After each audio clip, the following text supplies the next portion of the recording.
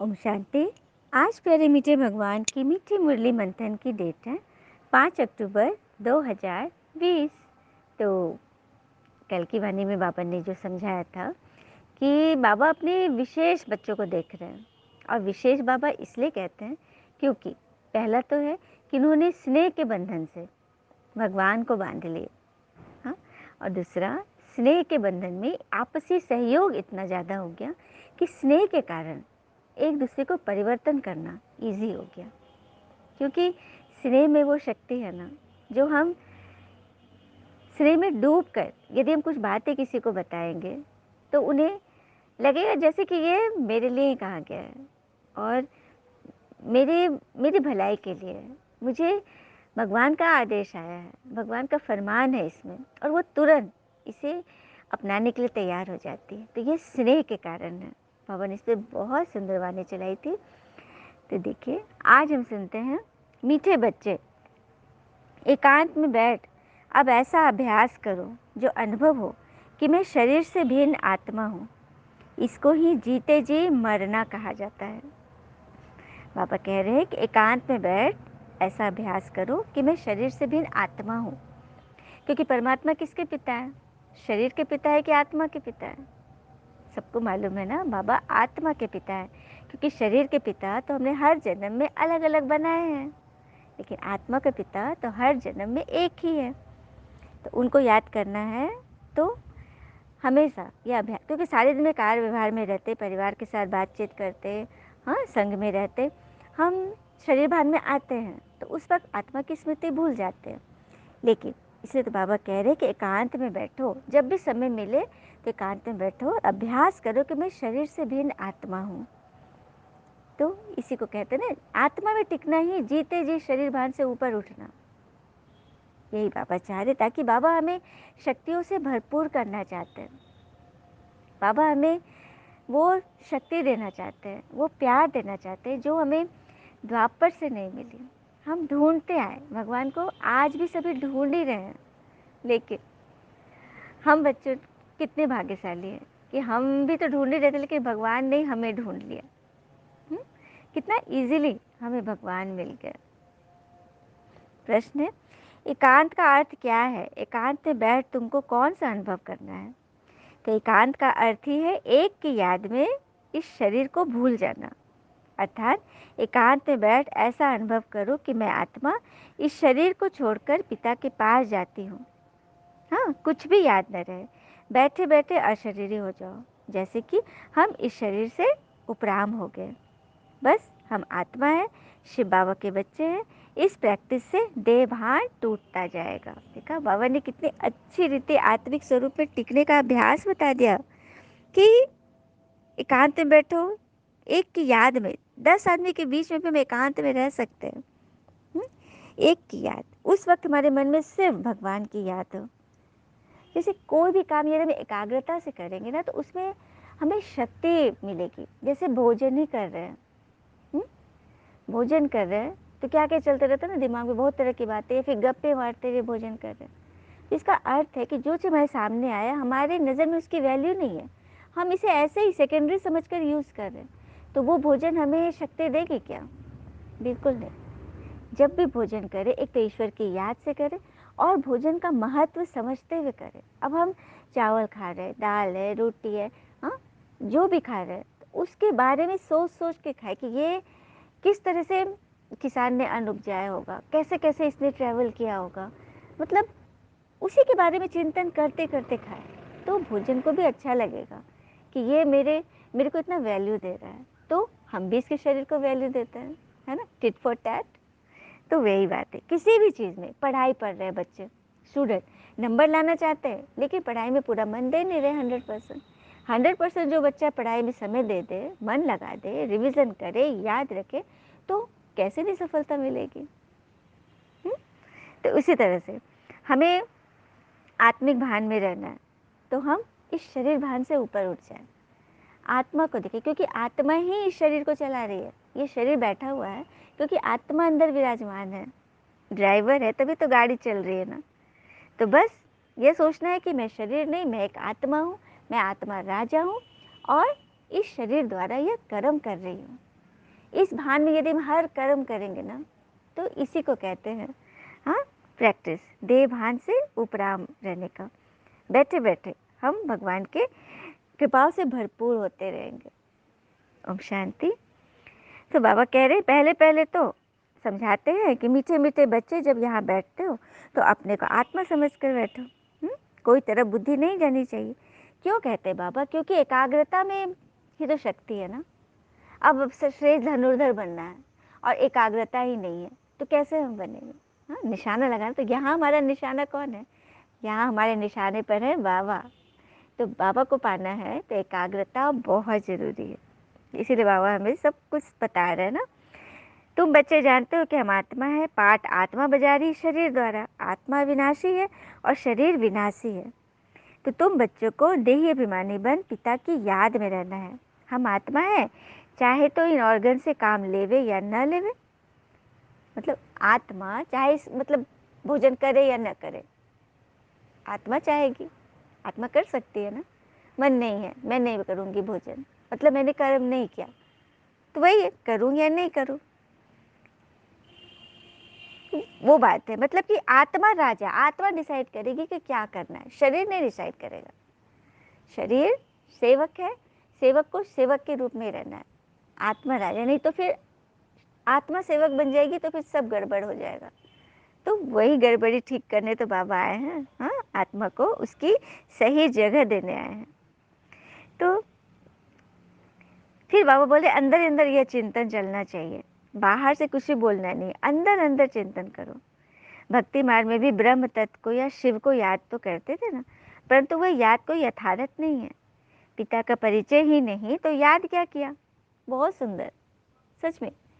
अब किसी से हमें बहुत कुछ चाहिए और उसका सिर्फ नाम सुना है, उसके बारे में पूरा यथार्थ रीति पता नहीं, संबंध नहीं है, रिश्ता नहीं है, कोई संपर्क नहीं है, तो फिर कैसे प्राप्ति होगी? सिर तो बाबा कह रहे कि मेरा परिचय खुद भगवान खुद आके दे रहे हैं और कह रहे हैं कि तुम भी सबको बताओ। तो सवेरे सवेरे उठकर एकांत में ऐसे अपने साथ बातें करो, विचार सागर मंथन करो कि बाबा हम अभी आए कि आए आपकी सच्ची गोद में। मतलब बाबा को विश्वास दिलाना कि बाबा हम आपके बने के बने, मतलब कि हम एकदम आपके बन गए। इस तरह से बाबा को मतलब उनसे बातें करनी है और फिर बाकी समय निकालना है। गृहस्थ व्यवहार में तो रहना है लेकिन उसमें समय निकालना है। जैसे स्टूडेंट को पढ़ाई का शौक रहता है ना, तो ये भी एक पढ़ाई है। अपने को आत्मा न समझने से पिता टीचर गुरु को सब भूल जाते हैं। तो एकांत में बैठकर याद करो, तो सारा दिन कार्य व्यवहार में रहोगे, शरीर भान में रहोगे तो पिता की याद भूल जाएगी। हाँ, और बाबा कह रहे हैं कि जैसे खुद कहते हैं ना कि बच्चे को भी युक्ति बतलाते हैं बाबा, क्योंकि बहुत तूफान आते हैं ना, तो उससे कैसे हमें बचना है। तो जितना हो सके अपनी कमाई करनी है, यही काम आती है। एकांत में बैठ बाबा को, आज बाबा ने एकांत में पूरी मुरली चलाई है। फुर्सत है तो सर्विस भी मंदिरों आदि में जाकर करो, लेकिन बैच जरूर लगा रहे। सब समझ जाएंगे कि ये तो रूहानी मिलिट्री है। जैसे मिलिट्री वाले भी बैच लगा के रखते हैं ना, तो बाबा कह रहे आप भी रूहानी सोल्जर हो। हाँ, आत्मा का कल्याण करते हो, आत्मा को माया से युद्ध करना सिखा रहे हो। फिर बाबा कह रहे तुम लिखते भी हो, हम स्वर्ग की स्थापना कर रहे हैं। आदि सनातन देवी देवता धर्म था, अब नहीं है, जो फिर स्थापन होना है। हाँ, ये लक्ष्मी नारायण हमारे एम ऑब्जेक्ट है।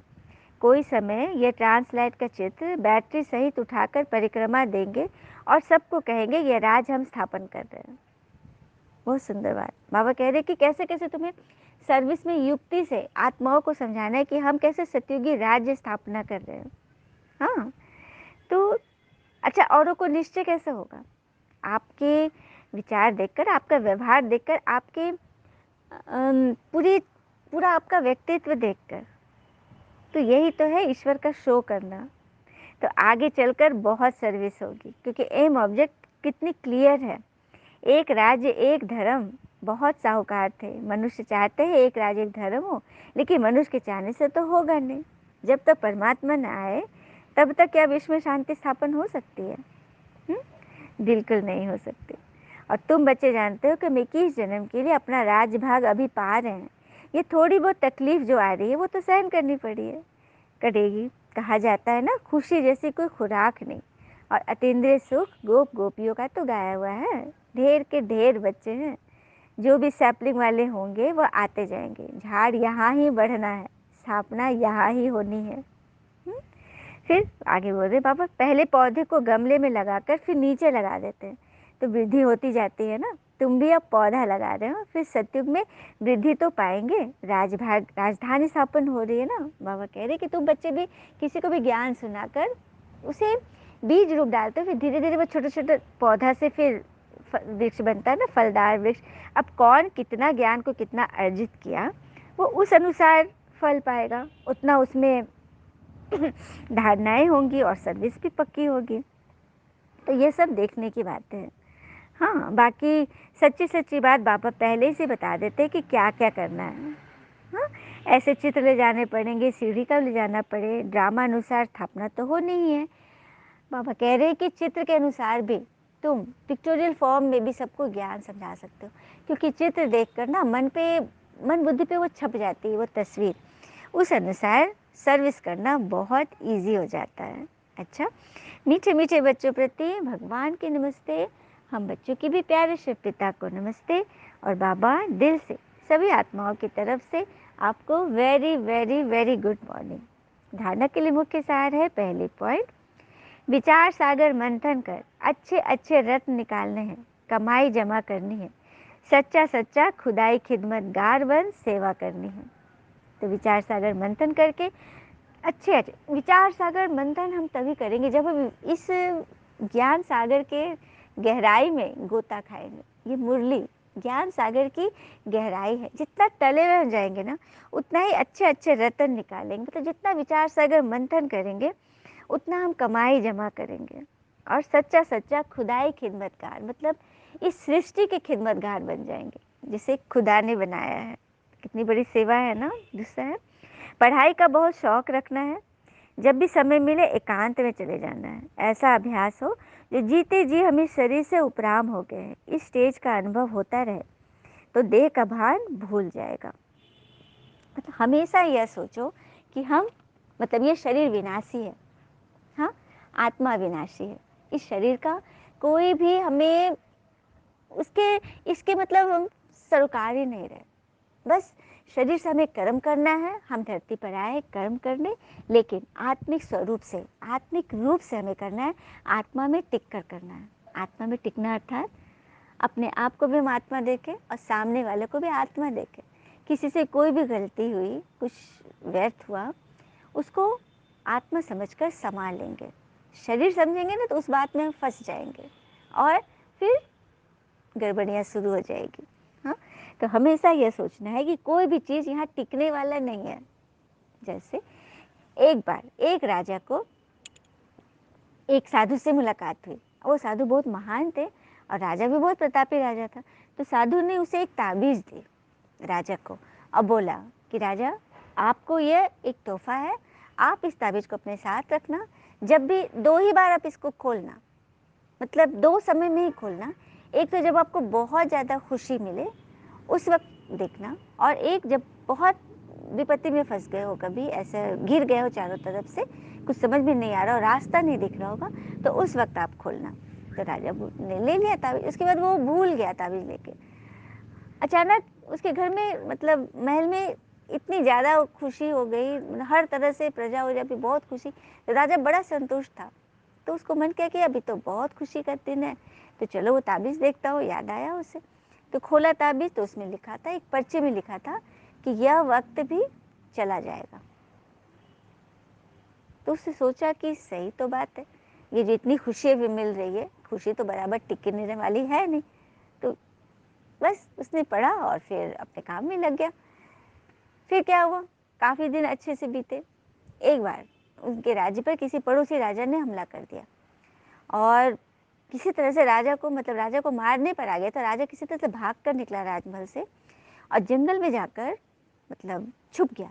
मतलब कि सेना वोना सब उसकी टुकड़ी सब बिखर गई और वो एकदम एकांत में हो गया, एकदम घबराने लगा, मतलब अकेले पड़ गया। जंगल, जंगली जानवर फिर सब पीछा कर रहे थे, सिपाही लोग। तो उस वक्त उसे याद आया ताबीज़ की, उसने ताबीज़ खोल के देखा, क्योंकि साधु ने कहा था कि जब भी बहुत विषम परिस्थिति में होगी तो आप खोल के देखना। तो उसने जब खोल के देखा तो उसमें वही 2 बातें लिखी थी। एक उसने देखा था पहले खुशी के समय, इस समय भी देखा तो उसमें भी यही लिखा था, ये वक़्त भी नहीं रहेगा। तो ये बात जब फिर उसने सुना तो उसको इतना ताकत आ गया अंदर कि मतलब एकदम जोश से वो किसी तरह से बचते बचाते मतलब कोई छोटे से गाँव में पहुँचा और वहाँ पर किस तरह से फिर वो सेना की टुकड़ी को अपना तैयार किया हिम्मत से, और फिर धीरे-धीरे किस तरह से अपना राज्य भी पा लिया वो, हिम्मत से, युक्ति से। तो ये बात है। मतलब कहने का बात है कि वो राजा एक साधु की बात से सुना और उसके अंदर इतना जोश भर गया। और यहाँ हमें कौन बैठ बता रहे हैं, रोज़-रोज़ बाबा हमें युक्ति दे रहे हैं, हमें सिखा रहे हैं कि बच्चे तुम कल्प-कल्प के विजयी हो, पुरुषार्थ करो। ड्रामा पे निश्चित है, लेकिन उसको निश्चित समझ कर बैठ नहीं जाना है, पुरुषार्थ करना है, हिम्मत रखो। और आज तो बाबा ने जो बोला कि एकांत में जाकर अभ्यास करो। तो हमें ईश्वर की बात माननी है। हाँ, दुनिया में भी कोई हमारी मदद करते हैं कोई व्यक्ति, तो वो हमें कुछ कहते हैं तो हम कितना उसके लिए जी जान से एकदम पड़ जाते हैं। और यहाँ भगवान हमारे जन्म जन्मांतर की हमारी मदद करने आए हैं, उनकी बात पर हमें कितना ध्यान देना चाहिए। हाँ, तो वही बात है, बाबा ने कहा ना कि आत्मिक स्वरूप का अभ्यास करो एकांत में जाकर। तो हमें इसका अच्छी रीति अनुभव करना है। हाँ, क्योंकि बाबा देख रहे, कोई देखे न देखे, भगवान तो हमें बराबर देख रहे हैं, है ना। चलिए हम सभी बाबा से वरदान लेते हैं। भिन्नता को मिटाकर एकता लाने वाले सच्चे सेवाधारी भव। भिन्नता को मिटाकर एकता लाने वाले सच्चे सेवाधारी भव। अर्थात ब्राह्मण परिवार की विशेषता है, अनेक होते हुए भी एक है। आपकी एकता द्वारा ही सारे विश्व में एक धर्म एक राज्य की स्थापना होती है। इसीलिए विशेष अटेंशन देकर भिन्नता को मिटाओ और एकता को लाओ, तब कहेंगे सच्चे सेवाधारी। जब भिन्नता होगी ना तो वहाँ पे फिर मतभेद होंगे, क्योंकि सबके विचार अलग अलग होंगे। लेकिन जब अनेकता में भी एकता का परिचय देंगे तब भिन्नता मिट जाएगी और सच्चे सेवाधारी बन जाएंगे। सेवाधारी स्वयं प्रति नहीं, लेकिन सेवा प्रति होते हैं। स्वयं का सब कुछ सेवा प्रति स्वाहा करते हैं। जैसे साकार पिता ने सेवा में हड्डियां भी स्वाहा की, ऐसे आपकी हर कर्मेंद्रिय द्वारा सेवा होती रहे। देखा कितनी सुंदर बात है कि ब्रह्मा बाबा के बारे में बाबा बता रहे कि किस तरह से उन्होंने अपना जीवन पूरा समर्पित कर दिया और अव्यक्त होते हुए भी वो सेवा करते रहे। एक बार की बात है, मधुबन की बात है। मधुबन में देश विदेश से मतलब सेवाएं चलती, शिविर चलते हैं, अन्य अन्य विंग्स की सेवा चलती है। मेडिकल विंग है, टीचिंग विंग है, डॉक्टर्स की विंग है, मतलब कि इंजीनियर्स, बड़े बड़े मैनेजिंग डायरेक्टर लोग, बिजनेस मैनेजमेंट, इस सब की सारे अलग अलग मतलब शिविर चलते हैं। तो इसमें एक बार बहुत मैंने पहुँचे हुए कोई वीआईपी फॉरेन से आए हुए थे, तो उनको वहाँ पे पहुँचे, वो लोग तो बाहर के लोग, सब कुछ खाने वाले विदेशी, और यहाँ शुद्ध भोजन मिल रहा था तो इसको उतना जच नहीं रहा था, बिल्कुल अच्छा नहीं लग रहा था। इसको क्लास भी चल रहा था लेकिन उसको मन नहीं लग रहा था। वो बार बार कह रहा था कि मुझे जाना है, लेकिन दीदियाँ लोग क्लास है तो चलो पूरा क्लास मतलब कर ही ले, 2-4 दिन का समय था। तो वो लोग किसी तरह से मतलब उनको युक्ति से रोक रही थी कि अभी ट्रेन नहीं मिलेगी तो फ्लाइट नहीं होगी, मतलब इस तरह से उनको एकदम अच्छा नहीं लग रहा था। मतलब लग रहा था कि अब एकदम मतलब कि एकदम क्या बोले, बोरिंग जैसी फील होती। तो वो जब एक दिन कमरे में अपने लेटे तो अचानक उन्होंने देखा कि एक बूढ़े बाबा आए, उनके सिर पर पगड़ी है और वो आकर के इनसे बातें करने लगे। उनकी बातें इनको अच्छी लगने लगी और यहाँ के बारे में सुंदरता, यहाँ के बारे में, यहाँ का महत्व, वैल्यू पूरा समझाने लगे। और इनको बोला कि, और बोले कि 2-3 दिन रुक जाओ और यहाँ अच्छे से पूरा समझ कर जाना, क्योंकि आप अच्छे बच्चे हो। ऐसा करके बहुत अच्छे से वो वृद्ध व्यक्ति इनसे बातें कर रहा था और इनको भी अच्छा लगा। और ये जाके दूसरी दीदी को बोले कि नहीं दीदी, मैं यहाँ 2-3 दिन और रुकूंगा। तो दीदी को बहुत अच्छा लगा। तो दीदी उनको बाबा के कमरे में ले गई जहाँ बाबा का फ़ोटो है, ब्रह्मा बाबा का।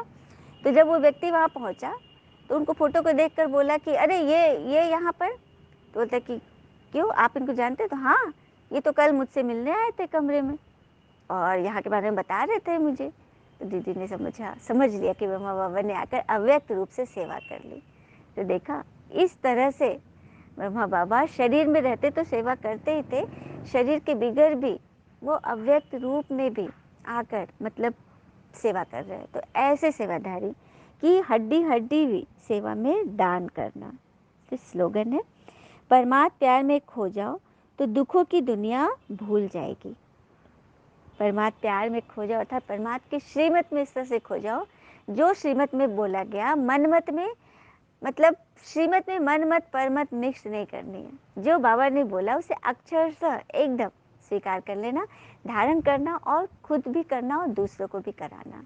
तभी तो हम हर दुख से ऊपर हो जाएंगे, क्योंकि जब हम दूसरे के दुख दूर करेंगे ना, तो ही हमारे दुख का नामो निशान मिट जाएगा। यही तो यहाँ पे विधि है जो हमें सीखनी है, एक बनने के लिए, एक मत, एक धर्म, एक भाषा के राज्य में जाने के लिए।